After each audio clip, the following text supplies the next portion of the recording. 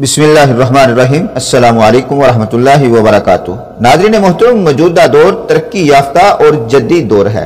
क्या आप महसूस करते हैं कि इंसान वापस जंगल की जिंदगी की तरफ लौट रहा है? क्योंकि आहिस्ता आहिस्ता इंसान का लिबास खत्म हो रहा है। एक आमल के पास एक जिन्नाती मरीज आया और दौरान इलाज उस मरीज में आई जिन्नाती शैतानी मखलूक से जो गुफ्तगू हुई, इस गुफ्तगू से जो एक बात जो हम सब के सामने आई वो आपकी खिदमत में पेश कर रहा हूं।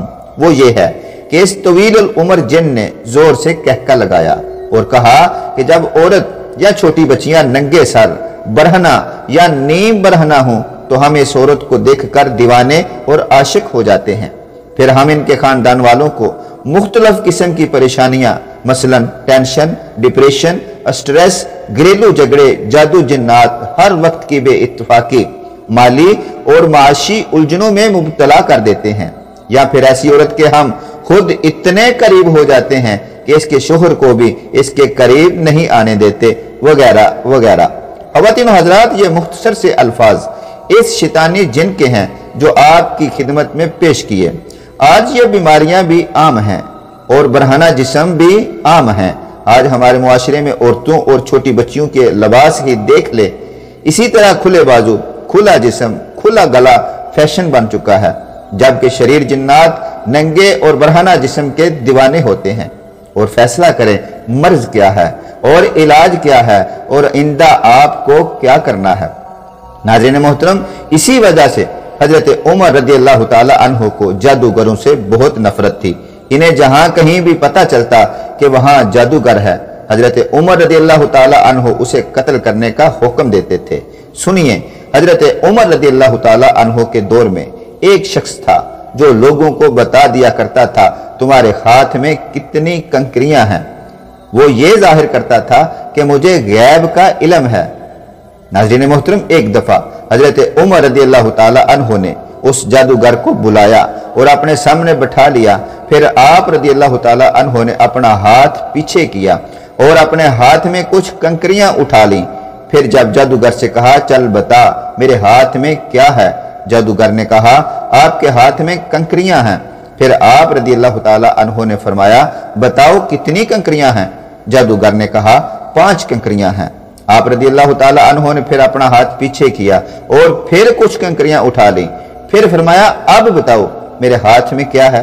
जादूगर ने कहा आपके हाथ में कंकरियां हैं। आप रज़ी अल्लाह ताला अन्हु ने फरमाया बताओ कितनी हैं, कितनी कंकरियां हैं। जादूगर ने कहा अब मुझे पता नहीं। अब सारी महफिल हैरान रह गई, आखिर ये क्या माजरा है। फिर हजरत उमर रज़ी अल्लाह ताला अन्हु ने फरमाया पहले जब मैंने कंकरियां उठाई थी तो मुझे भी पता था मेरे हाथ में कितनी कंकरियां हैं, तो इस जादूगर ने मेरा दिमाग पढ़ लिया था। दूसरी बार जब मैंने कंकरियां उठाई तो मुझे भी नहीं पता था मेरे हाथ में कितनी कंकरियां हैं, क्योंकि शैतान इंसान के जिस्म में खून की शक्ल में दौड़ता है और जादूगर शैतान की पूजा करते हैं, जिससे शैतान को हर चीज हर बात बता देता है। इस महफिल से हजरत उमर रज़ी अल्लाह ताला अन्हु लोगों को ये बताना चाहते थे कि ये जादूगर अल्लाह ताला को छोड़कर शैतान की पूजा करते हैं और शैतान इंसानी जिस्म के अंदर खून में गर्दिश करता है।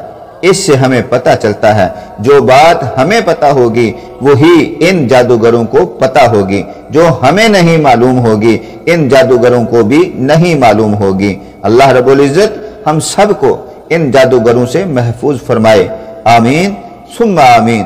नाज़रीन मोहतरम, जादूगर और शैतानों के दरमियान तय पाने वाला जो मुआहिदा आप जान लें ताकि आप जादूगरों और शैतानों और शैतानी जिन्नात से बच सकें। जादूगर और शैतान के दरमियान अक्सर व बेशतर एक मुआहिदा तय पाता है जिसके मुताबिक जादूगर को कुछ शिरकिया या कुफरिया काम छुप कर या अलल ऐलान करना होते हैं और इसके बदले शैतान को जादूगर की खिदमत करना होती है या इसके लिए खिदमतकार मुहैया करने होते हैं, क्योंकि जिस शैतान के साथ जादूगर मुआहिदा करता है वो जिन्नों और शैतानों के किसी एक कबीले का सरदार होता है।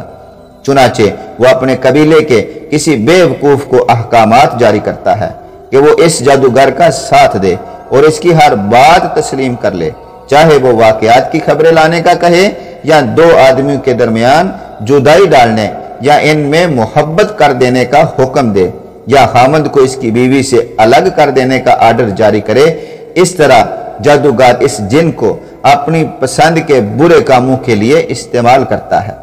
اگر جن اس کی نافرمانی کرے تو جادوگر اس کے قبیلے کے سردار سے رابطہ کرتا ہے۔